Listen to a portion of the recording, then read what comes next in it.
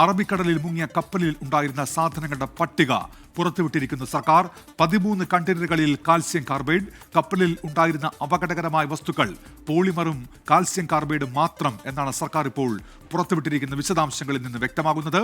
സലിം മാലിക്കാണ് വാർത്തയുടെ വിശദാംശങ്ങളുമായി ഇപ്പോൾ തിരുവനന്തപുരത്ത് നിന്ന് ചേരുന്നത്. സലിം, ഈ കണ്ടെയ്നറുകളിൽ എന്തൊക്കെയുണ്ട് എന്നാണ് സർക്കാർ വ്യക്തമാക്കുന്നത്?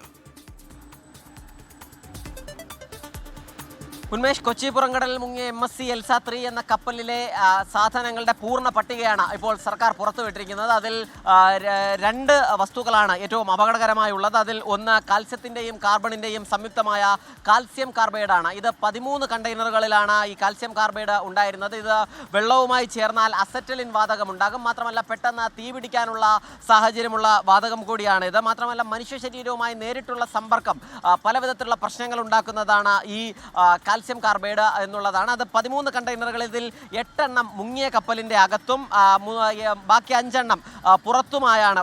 അകത്തെ അറയിലും ബാക്കി 5 എണ്ണം പുറത്തെ അറയിലുമാണ് എന്നുള്ളതാണ് ഇപ്പോൾ പട്ടികയിൽ നിന്നും നമ്മൾ മനസ്സിലാക്കുന്നത്.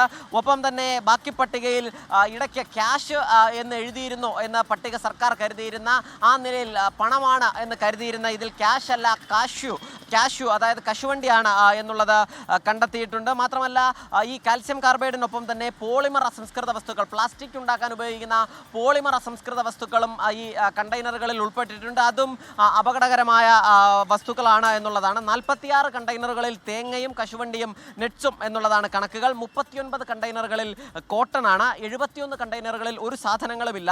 ഈ ഞാൻ നേരത്തെ സൂചിപ്പിച്ച ഈ പോളിമർ വസ്തുക്കൾ, പോളിമറിന് അസംസ്കൃത വസ്തുക്കളാണ് 60 കണ്ടെയ്നറുകളിലുള്ളത്. 87 കണ്ടെയ്നറുകളിൽ തടിയുണ്ട് എന്നുള്ളതും ഈ പട്ടിക പ്രകാരമുണ്ട്. എന്തായാലും ഈ വിശദമായൊരു പട്ടികയാണ്, പൂർണ്ണ പട്ടികയാണ് ഇപ്പോൾ സർക്കാർ പുറത്തുവിട്ടിരിക്കുന്നത്. കോടതി ഉത്തരവിൻ്റെ ഭാഗമായാണ് പട്ടിക പുറത്തുവിട്ടിരിക്കുന്നത്. അതിൽ ആശങ്കപ്പെടുത്തേണ്ട സാഹചര്യം 2 വിവിധ വസ്തുക്കൾ, കാൽസ്യം കാർബൈഡും പോളിമർ അസംസ്കൃത വസ്തുക്കളും ഈ നിലയിൽ പ്രശ്നമുണ്ടാക്കുന്നതാണ് എന്നുള്ളതാണ്. ബാക്കി ആശ്വസിക്കാൻ കഴിയുന്ന കാരണം ഇത് 2 ഒഴിച്ചാൽ മറ്റ് പ്രശ്നങ്ങൾ ഉണ്ടാക്കുന്ന വസ്തുക്കളൊന്നുമില്ല. തടിയും പഞ്ഞിയും കോട്ടണും കാഷ്യൂവും ഒക്കെയാണ് എന്നുള്ളതാണ് ആശ്വസിക്കാൻ കഴിയുന്ന ഒരു വിവരം. ഉന്മേഷ്, സലിം, ഈ കപ്പൽ ഇപ്പോൾ മുങ്ങിക്കിടക്കുകയാണല്ലോ. ഇത് ഉയർത്തുന്ന കാര്യത്തിലൊക്കെ ഈ കമ്പനിയുമായി ബന്ധപ്പെട്ടെന്നൊക്കെ സർക്കാർ പറയുന്നുണ്ട്.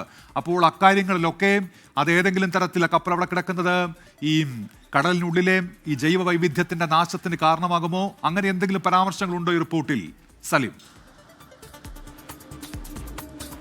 ഉന്മേഷ്, നിലവിൽ പുറത്തുവിട്ടിരിക്കുന്നത് ഇതിൻ്റെ പട്ടിക മാത്രമാണ്. അതായത് ഈ കപ്പലിൽ എന്തൊക്കെ സാധനങ്ങൾ ഉണ്ടായിരുന്നു, കണ്ടെയ്നറിൽ എന്തൊക്കെ സാധനങ്ങൾ ഉണ്ടായിരുന്നു എന്നുള്ളതിൻ്റെ പട്ടിക മാത്രമാണ്. പക്ഷേ ഉന്മേഷ് ചോദിച്ച ചോദ്യത്തിന് അത് നേരത്തെ തന്നെ സർക്കാർ ഒരു മറുപടി നൽകിയിരുന്നു.